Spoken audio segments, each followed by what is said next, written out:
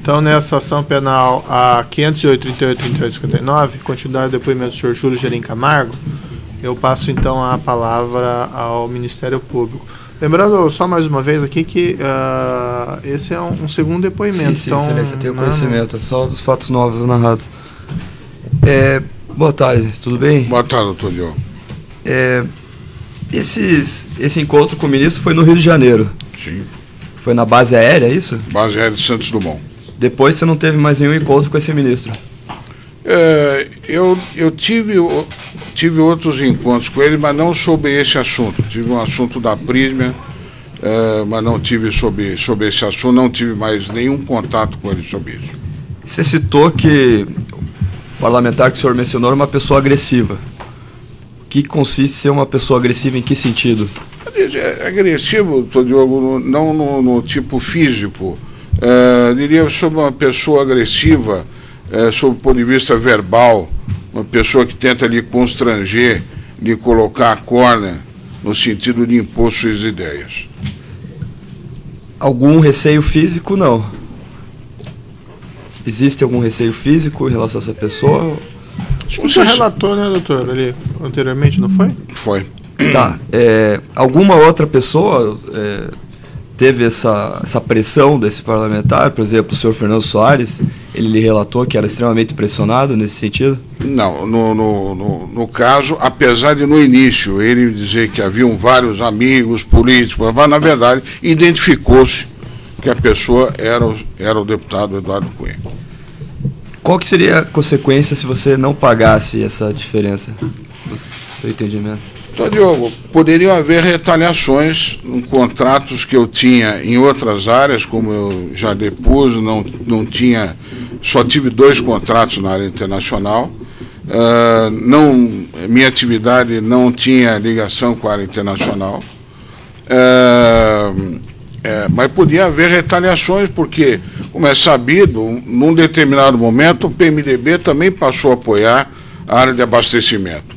Aí sim, onde eu tinha uma grande quantidade de contratos. E aí havia um receio, apesar do meu relacionamento com o doutor Paulo Roberto ser muito bom, havia um receio de haver uma pressão contra os meus interesses. Sem mais perguntas, excelência. As defesas dos demais acusados, deixando por último a defesa do próprio acusado. Excelência, eu gostaria de, em primeiro lugar, manifestar a estranheza dos defensores com relação a essa cena inusitada, porque dezenas de depoimentos foram prestados pelo senhor Júlio e essa história jamais veio à baila. E essa história vem hoje e surge aqui, nessa sessão, com pormenores jamais ditos antes, e ele traz à cena a figura do presidente da Câmara dos Deputados, o qual, evidentemente, se viesse a ser processado, só poderia ser perante o Supremo Tribunal Federal. A minha indagação, primeira, diante da estranheza, é exatamente por que razão omitiu. Falou-se em receio, mas o dever primordial de quem faz a delação premiada é não faltar com a verdade e nem fazê-la a conta-gotas. Eu quero saber o motivo objetivo que o levou a proceder desta forma, notadamente quando assistido por advogados que se encarregaram de bater a porta do Ministério Público ou da Polícia Federal, na realidade engasopando com a sua versão, pelo visto, não verdadeira. Se a verdade é essa ou outra, não sabemos. Mas, qual que é a pergunta? Mas eu quero saber por que ele, durante todo esse tempo, em vários termos de depoimento, jamais contou essa história e conta hoje, num contexto político que o Brasil vivencia. Por que razão isso veio à tona? E se ele prestou depoimento já nesse sentido, perante o Ministério Público na capital da República? Acho que ele já respondeu todas as perguntas, doutor, que o senhor... Não, eu não respondi, eu perguntei, doutor. Não, ele respondeu as perguntas que o senhor está fazendo agora. Não, ele já respondeu? Já respondeu. Não, eu indago. Ele prestou depoimento em Brasília? Sim. Quantos? 2 vezes, há mais ou menos, primeiro há uns 3 meses atrás, E o último, mais ou menos, há um mês e meio atrás. E esses depoimentos de Brasília, desses últimos 3 meses, de um mês atrás, já contam esta nova versão ou não? Não existe versão, doutor. Existe um fato só. Pergunto versão porque eu não conheço os fatos. O senhor conhece. Não, porque o senhor conhece na sua narrativa. Se verdade ou não, o tempo dirá. A minha pergunta objetiva é a seguinte: se nesses 2 momentos em Brasília, se o senhor já contou ou não essa história que o senhor está contando hoje. Sim, o senhor começou afirmando, primeiro, que eu não falei a verdade. E eu não admito que o senhor fale isso. Não se trata de admitir ou não, eu estou exercendo o direito de defesa que a Constituição me assegura. E quem faltou com a verdade foi o depoente. Que começou com uma forma de narrar e hoje vem com outra. E depois seu compromisso. O senhor cometeu crime de falso testemunho. Os dois, por gentileza, vamos manter a urbanidade aqui da audiência, certo? E não precisa levar o tom contra a testemunha, porque a testemunha também eleva o tom na resposta, certo? O que o senhor disse hoje aqui, o senhor já tinha relatado naqueles 2 depoimentos? Sim, senhor. Pode prosseguir. E quando o senhor foi interrogado aqui, o senhor foi interrogado em maio. O senhor fez uma conta de 3 meses atrás. Em maio, o senhor aqui não disse nada disso. Então a sua conta, a sua conta está errada. Então, por favor, queira por melhor memória, declinando. Doutor, está faltando com a urbanidade, levando o tom. Veja bem, eu tenho a cópia do depoimento dele aqui em maio. Nós estamos em julho. São passados 2 meses, e não 3. Há uma diferença substancial.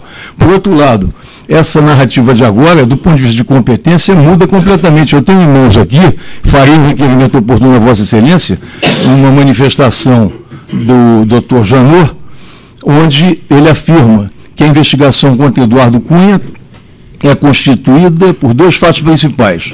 O primeiro envolve o contexto de uma contratação de navios-sonda pela Diretoria Internacional da Petrobras, junto à empresa Samsung, contando com a intermediação de Júlio Camargo. Os valores supostamente endereçados a Eduardo Cunha e outros membros do PMDB seriam originários desse contrato e teriam sido entregues por Alberto Youssef e Fernando Soares a pedido de Júlio Camargo. Esta passagem aqui enseja a prorrogação da investigação perante o Supremo Tribunal Federal. Nós temos uma reclamação do Supremo que o Supremo denegou, não foi? Não nesse sentido, Excelência. A reclamação do Supremo nem foi feita. Qual que é a pergunta ao testemunho? A pergunta, primeiro, é esse esclarecimento necessário. Quando foi que ele alterou a sua versão para os integrantes da Força Tarefa? O senhor se recorda aproximadamente quando foi o seu primeiro depoimento que o senhor relatou esses fatos de hoje lá em Brasília? Aproximadamente, se o senhor se lembrar. Eu falei aproximadamente, acho que uns 3 meses atrás ou 4 meses atrás. Foi depois do depoimento judicial que o senhor prestou aqui? Foi depois do depoimento judicial e eu também já expliquei, e talvez para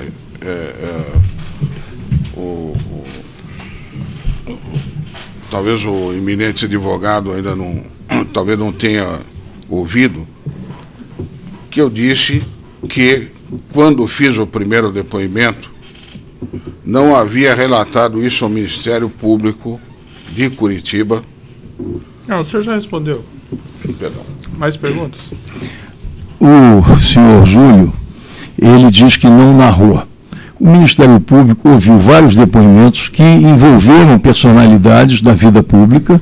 Isso fez com que a delação de Alberto Youssef e de Paulo Roberto Costa fossem remetidos ao Supremo Tribunal Federal e, aparentemente, eles não se omitiram no declinar nomes de agentes políticos.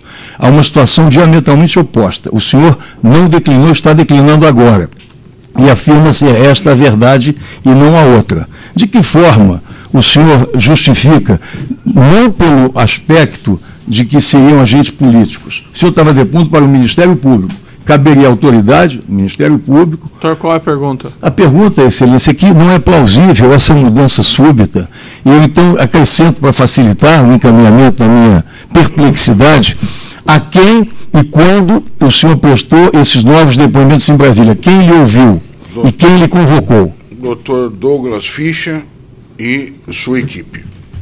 Dr. Douglas Fischer e sua equipe. Exato. Pode declinar de memória alguns nomes? Olha, um que eu me lembro é o Dr. Fábio.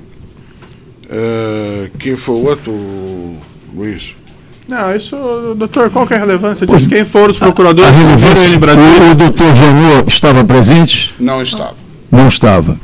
Pois bem, o senhor, em relação a esse episódio, na fase primitiva da sua delação, essa orientação de faltar com a verdade foi uma orientação sua ou o senhor, na realidade, seguiu algum aconselhamento jurídico nesse particular?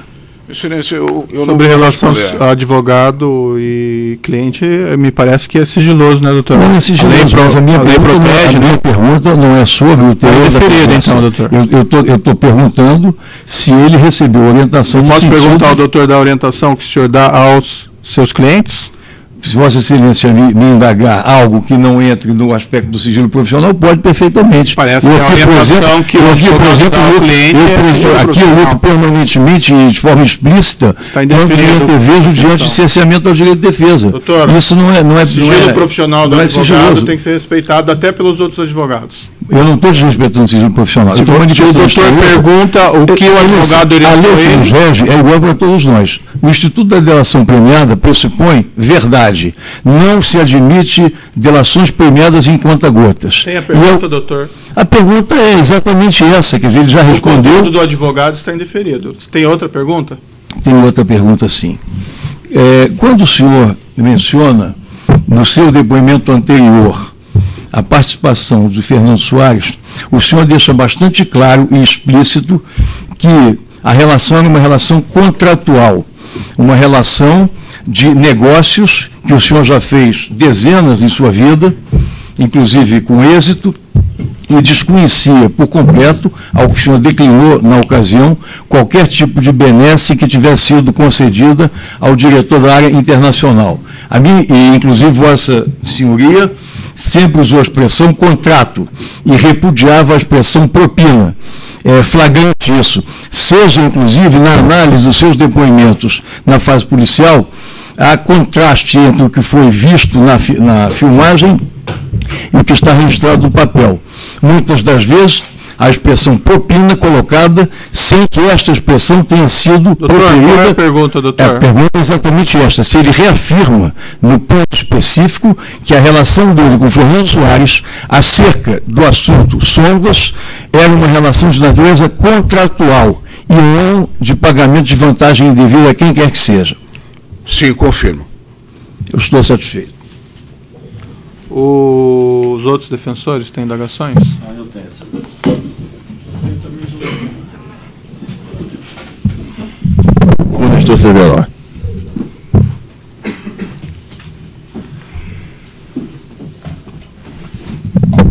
O senhor intermediou de algum modo o pagamento de vantagens indevidas a Nestor Severo?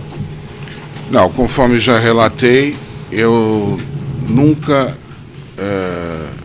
entreguei nada indevido ao doutor Nestor e nunca me foi relatado pelo Fernando que tenha pago qualquer coisa indevida ao doutor Nestor.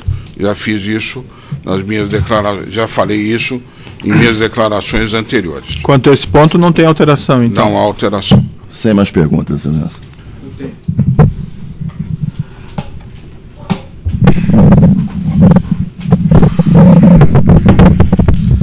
Boa tarde, doutor Júnior. Boa tarde. Bom, partindo da linha de que o senhor hoje está suprindo o seu depoimento, ou seja, não há prejuízo, então, à investigação nem à ação penal, porque antes da sentença o senhor está suprindo o seu depoimento. A pergunta que eu lhe passo é a seguinte: o senhor, a versão de hoje é a verdadeira, é verídica? Doutor, só quero fazer só me permitir. Claro, fique à vontade. Excelência também. O senhor é um interrogado. Rapidamente, eu quero dizer o seguinte: todos os meus depoimentos, independente de eu ter a consciência que todos eles foram verdadeiros, não obstante isso, a força-tarefa que conduz essa Operação Lava Jato, começando com Sua Excelência, com os procuradores públicos de Curitiba, com os procuradores federais de Brasília, não basta só eu falar. Tudo aquilo que eu falei foi checado e foi verificado, e aquilo que por acaso surgiu dúvida foi rechamado para esclarecer. E essa é a convivência que a gente tem. No entanto, graças a Deus, eu tenho um problema. Eu tenho a inexperiência de ser a primeira vez que estou fazendo uma delação. Posso ter errado no caráter da sequência dos fatos, no procedimento, porém sempre com a boa-fé da colaboração. Certo, mas qual que é a questão, doutor? Deixa ele explicar, doutor. Acho que já falou, né, doutor? Posso perguntar, doutor? Senão também fica difícil. Eu estou perguntando, estou dizendo qual que é a pergunta. Dentro desse contexto que o senhor passou hoje aqui, primeiro, o senhor foi coagido em algum momento para fazer a colaboração processual por alguém? Não, senhor, já inclusive fui perguntado aqui. Ela é espontânea? Era espontânea. Aliás, acho que a minha do Augusto, depois do doutor Paulo Roberto e o Sérgio. Limitando só pelo senhor. Sim, pois não. Esses fatos que o senhor está contando hoje ao doutor Sérgio, o senhor entregou documentos ao Ministério Público Federal que comprovem a veracidade dos mesmos? Perfeitamente. O senhor auxiliou em diligências que possam justificar essa alegação que o senhor está fazendo hoje? Sim, senhor. Ou seja, qual foi então, objetivamente, quem foi o beneficiário de toda essa transação, o beneficiário final, que ficou com o dinheiro e a final dessa transação com os navios sonda? Bom, eu acho que o Fernando foi um beneficiário, como meu parceiro, da mesma maneira como eu ganhei, ele ganhou também. Eu não sabia que ele tinha um sócio oculto, que era o deputado Eduardo Cunha, e que também ganhou. O senhor chegou a estar na dependência do Congresso alguma vez para tratar desse assunto? Nunca. Nunca foi dentro do Congresso? Nunca. Quem lhe mostrou a primeira vez o requerimento? Foi o diretor da Mitsui no Rio de Janeiro. Ou seja, o primeiro depoimento do senhor Alberto Youssef, então, estava correto. Realmente, o senhor disse a ele, ou desabafou com ele... Estava correto. Que estava sendo pressionado, coagido. Segundo, hoje, o senhor se sente à vontade para prestar esse depoimento? O senhor gostaria de ter alguma segurança? Não, senhor, me sinto à vontade. Não se sente pressionado por ninguém? Ninguém lhe pressionou? Não. Para fazer esse depoimento? Eu estou satisfeito. Eu acabei esquecendo assim de acusação, peço desculpas. Teria perguntas? Os outros defensores têm? Certo, então seria isso. Eu vou só fazer uma retificação aqui, que o senhor disse da condução das investigações. O juízo não conduz nada aqui, viu? Conduz a polícia e o Ministério Público. Perdão, Perfeito? silêncio. Só para deixar o registro. Então eu declaro encerrado o depoimento do senhor Júlio Gerim Camargo.